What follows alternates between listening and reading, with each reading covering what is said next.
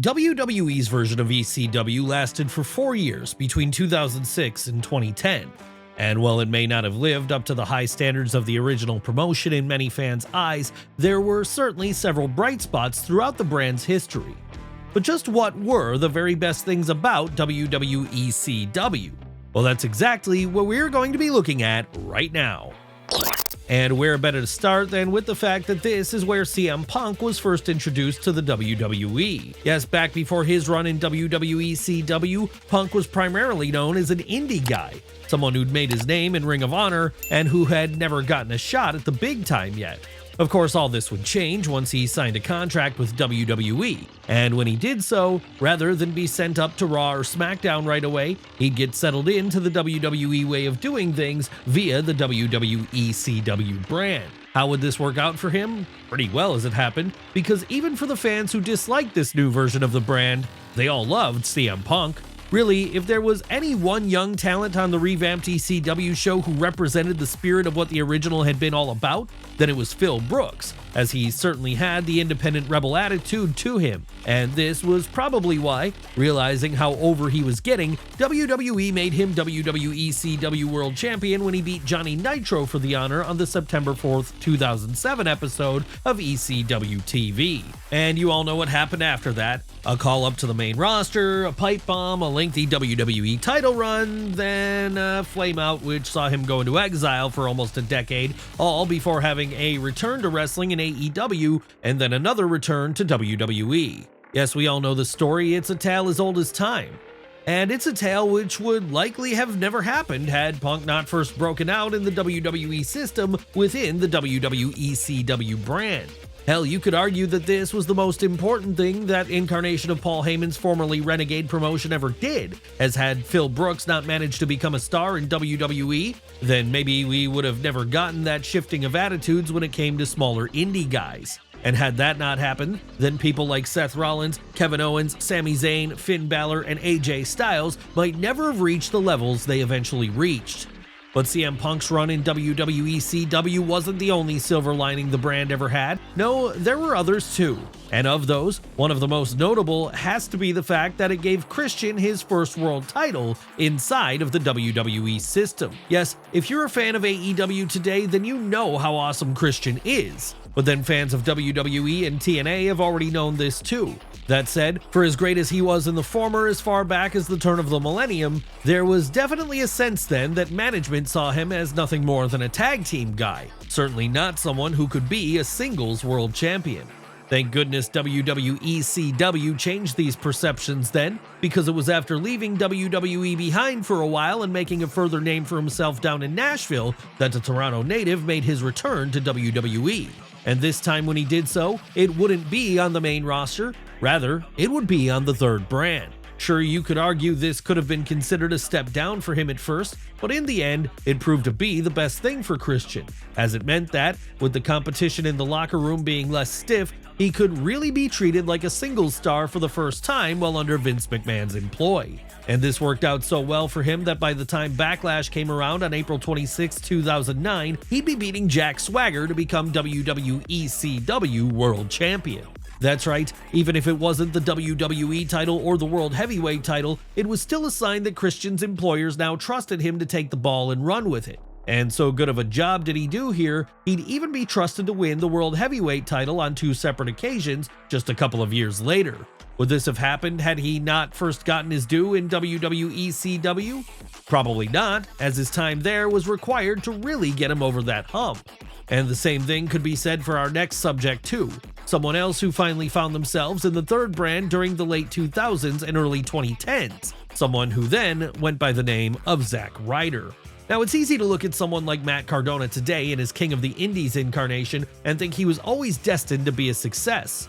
But that wasn't always the case, if truth be told. No, back during his early days with WWE in the mid to late 2000s, he was struggling to get over to any meaningful degree, as his ceiling appeared to be set at the level of tag team jobber. Thankfully then, things would start to turn around for him once he was drafted over to WWECW in 2009. And the reason things changed here was because this was the point he developed an all-new gimmick, that of Long Island Ice Z. Who was Long Island Ice Z? Well, he was a loudmouth parody of a party boy from Long Island who always made sure his skin was tanned, his tips were frosted, and his catchphrase of "woo woo woo, you know it," could be heard from about a mile away. Sure, this could have been little more than another lower card gimmick, and had it been used on Raw right away, it probably would have ended up that way. But with more freedom to play with it on ECW, Ryder was able to turn it into something more, to the point that he actually started to become a bit of a cult sensation. And that cult success would continue to grow when he moved back up to Raw a year or so later, and there began utilizing the internet in a way that hadn't really been done before by a wrestler, when he created his YouTube series, The True Long Island Story. And you all know what happened after that. The Ryder revolution went nuclear, as for a brief period he became the most over person in the entire company. Would this have happened if he hadn't first gotten over with the Long Island Iced Z gimmick in WWECW? It's hard to say, but if we had to take a guess, we'd be inclined to assume no, as that was the point things really started turning around for him. But not every star who came out of WWECW was a surprise one. No, for some there, it was obvious from day one they were going to be destined for bigger things. And there are a few who that statement applies to more than our next subject, Bobby Lashley.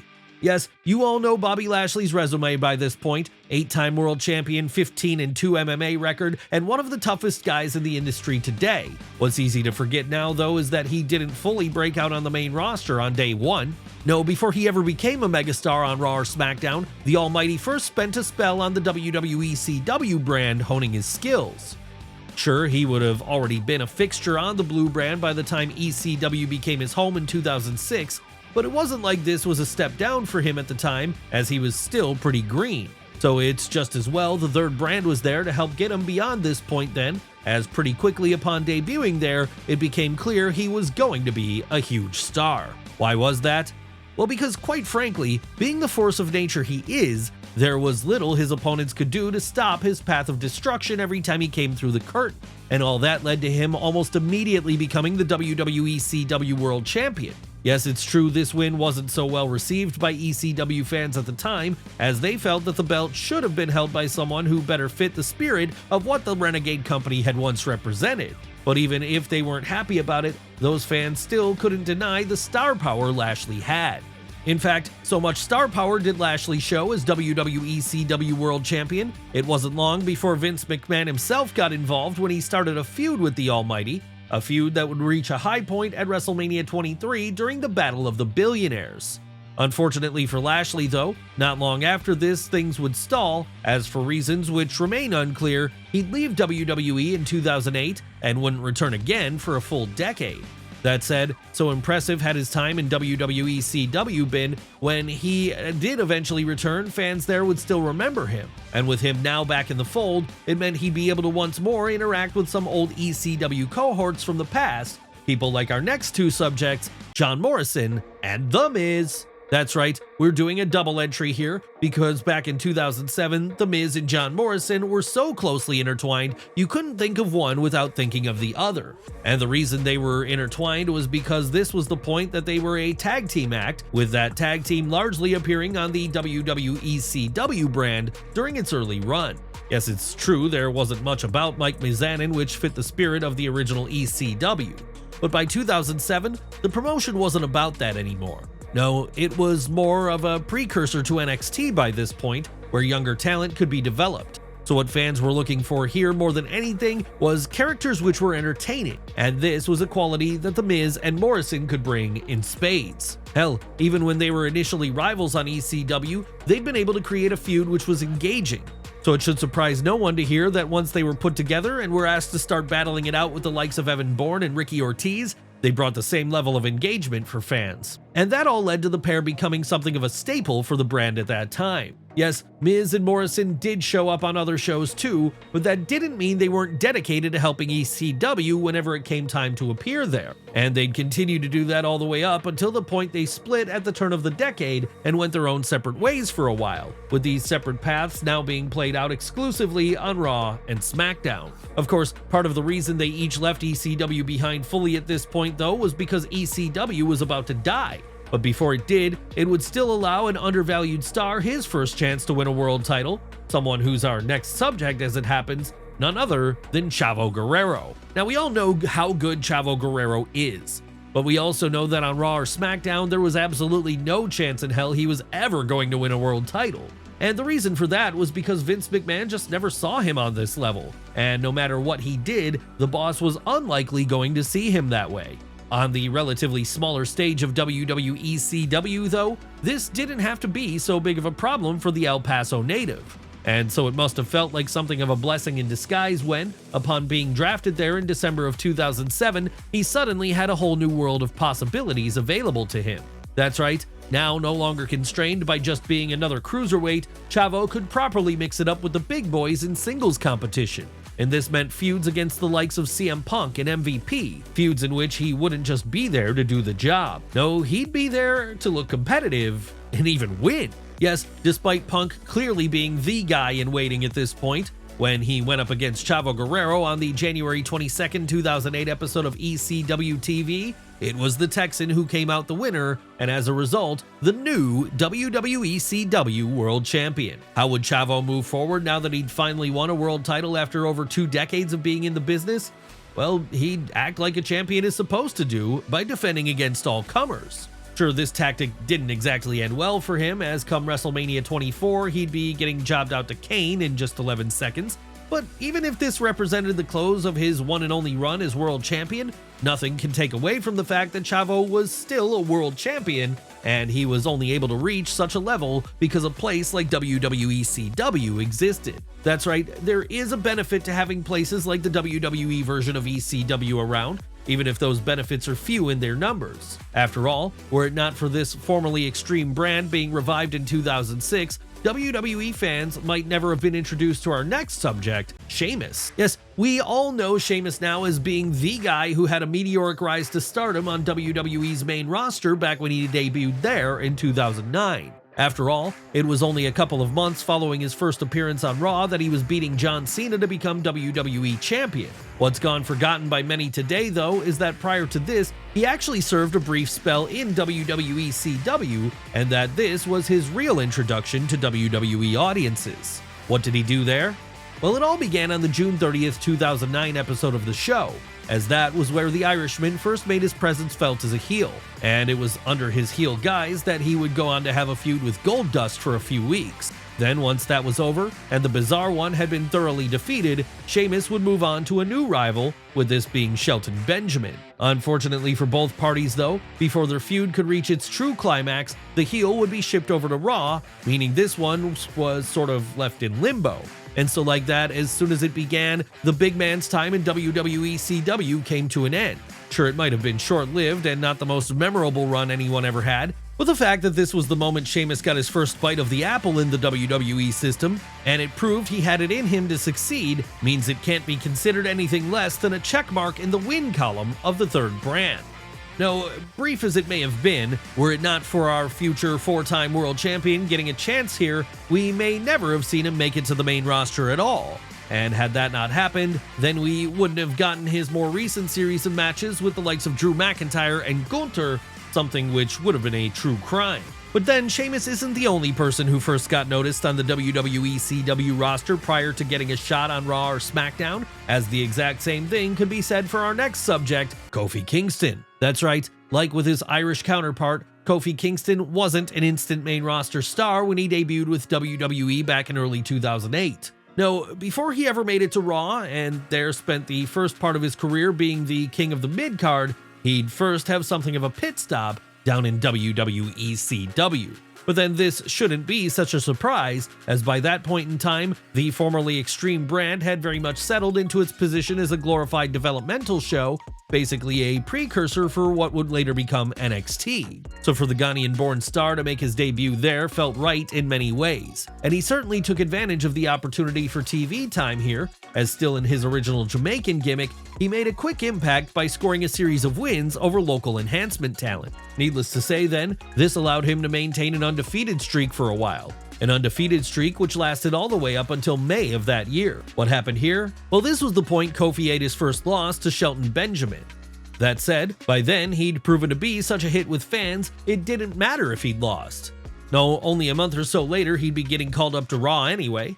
And we all know how that eventually went for him. a decade or so spent in the mid-card, and then a sudden groundswell of support which led to him beating Daniel Bryan for the WWE title at WrestleMania 35. Would he have reached this point had he not first gotten some time in WWECW? It's impossible to say now, but it certainly didn't hurt his case. No, anything and everything that eventually led to Kingston winning the big one on the grandest stage of them all has to be considered important to his journey. But it wasn't all people getting their start in the WWE version of Paul Heyman's promotion. No, some went there after a hugely successful run and tried to start another phase of their career. And of all the people who did this, the most notable example has to be Kurt Angle.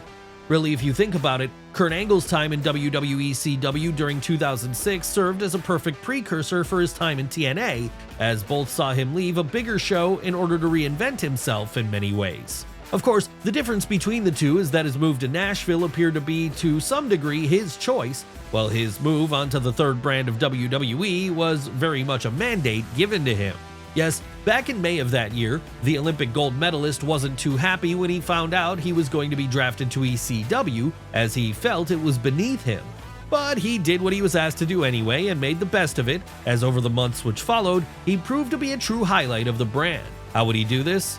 Well, by dropping any of the comedy aspects of his character and morphing into the wrestling machine, the most final boss incarnation of Kurt Angle we ever got. That's right, now there was no more goofiness when he came through the curtain. No more playing around when he got on the mic. No, now it was all about the best wrestler in the world proving he was the best by systematically demolishing his opponents each and every night. So as the weeks went on then, whenever someone stepped into the ring with Kurt, it was basically their funeral. And it seemed like that was all going to lead to him eventually winning the brand's world title, then going on a path of destruction with it. Unfortunately though, before this story could play itself out and WWECW could get a truly great angle to hang its hat on, the Pittsburgh native's time in WWE would come to an end. What happened? Well, after Kurt's addiction issues became a serious concern for WWE, the two parties decided to part ways, with the four-time WWE champion at this point leaving and heading over to TNA instead, where he'd spend the majority of what remained of his career. Yes, it was a disappointing way for things to end, especially for fans of his who were enjoying what he was doing in this new incarnation, but at least we got to see a little bit of what he had planned there, and what we saw was easily one of the best things the WWECW brand ever produced. But it wasn't the only good thing the WWECW brand produced.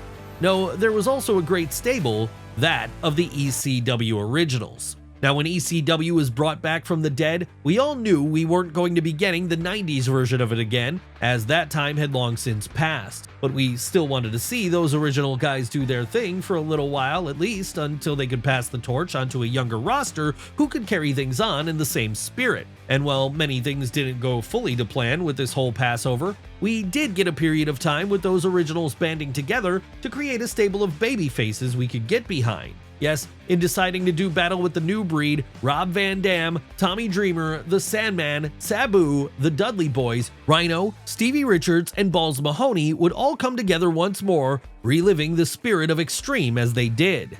And for fans who were desperate for anything good from WWECW at this point in time, this was exactly the lifeline they needed in order to keep watching. Was it a bit strange that CM Punk eventually joined their ranks too, despite him clearly not being around for the original promotion's run? Yeah, but most fans let that slide because, as we said earlier, he was probably the young performer on the roster who most represented the spirit of Extreme anyway, and it allowed him to be promoted as a babyface throughout the gang wars which followed whenever it was time for ECW to hit the airwaves. Hell, so successful was this one that even when WWECW died and most of the ECW Originals moved over to TNA, they'd there recreate the entire angle with EV 2.0. And while this one wasn't exactly the same, as none of the ECW branding could be used, it remained a worthy continuation of what had started a few years prior. So it just goes to show that there were some great things which came out of WWECW, things which carried on even after its death. But then, as we all know, even in its worst incarnations, ECW could never really die.